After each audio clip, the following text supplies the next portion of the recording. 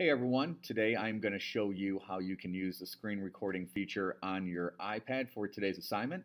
First thing you're going to do is in the top right hand corner by the clock, by your battery life is your control center. You're going to pull straight down to open up your control center, and I can see on my control center that I do not have the screen recording option.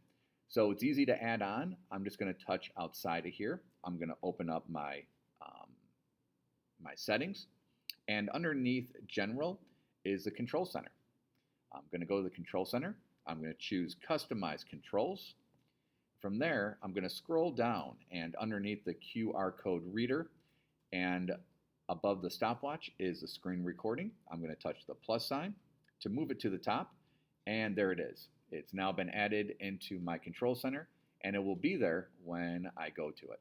So I'm going to hit the Home button, return back to my screen, and I'm going to open up the Control Center again by swiping down from the top right hand side, and I can see underneath the bell is my screen recording icon. Now I'm not going to be able to do this because I'm already screen recording. However, one of the things to screen record, it's real simple. All you have to do is just press the record button. However, there's one thing you want to do. Make sure your microphone is on. To do that, you're just going to touch and hold on that screen record icon, and then you're going to wait for it to toggle. And then it will toggle and you'll see the microphone. If the microphone is gray, all you have to do is just touch on the microphone to turn it on, and it will turn red. And then you go right to the top of that box and you hit the screen recording icon, and you're already in and started up on your screen recording. So I'm going to show you what you're going to do with this assignment. You can use any app that you want to draw out your graph and explain what it is that you're doing. For this, I'm going to choose Notes. And by the way, I'm already screen recording, like you should be screen recording as well when you're ready.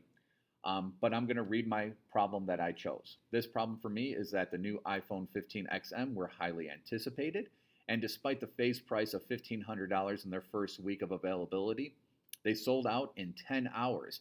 The next shipment was scheduled for the end of the week and came in full to replenish the stores to meet this high demand. So what I'm going to do is I'm going to go ahead and create my graph. I'm going to use the black ink, and I'm going to make my X, my Y.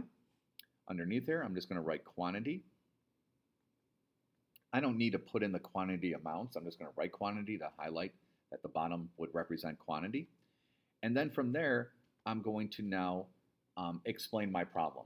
I know that the demand for this new iPhone is really high. Okay, consumers really want this phone because they were sold out in the first 10 hours.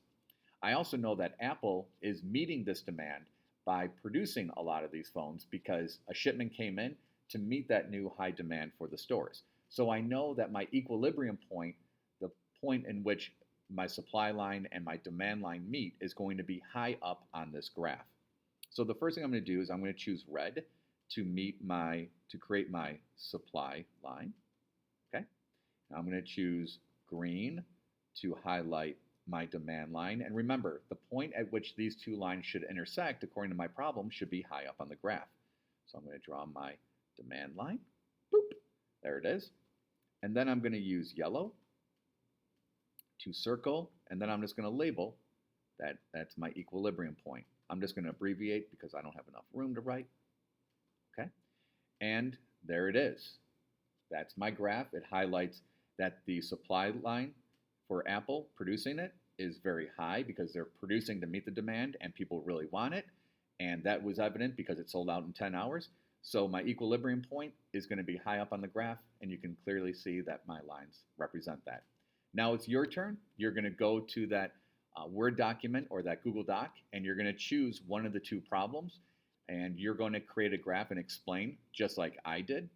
And then if you're really eager and you want a way to earn a 4, we gave you that option on there as well to create another graph, but this time you're going to show us a shortage.